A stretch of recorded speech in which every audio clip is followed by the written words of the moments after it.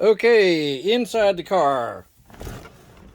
That switch, see how it's mounted kind of on the side. See it to the left of the cluster of wires there? It's mounted on the side there. So, and there's a top screw, and it's difficult to reach if you're trying to get underneath that steering column and reach your hand up over it. It's just difficult to access that screw. So if you just lower the steering column down, you know, remove that bracket right there, drop the steering column down, then it's much easier to put your hand in this way.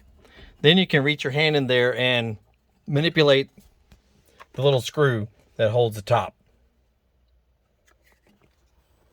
Let's see if we can see it from the bottom here.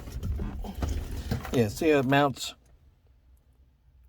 If you try to reach your hand around that side of the steering column, it's just difficult. That's all I can tell you.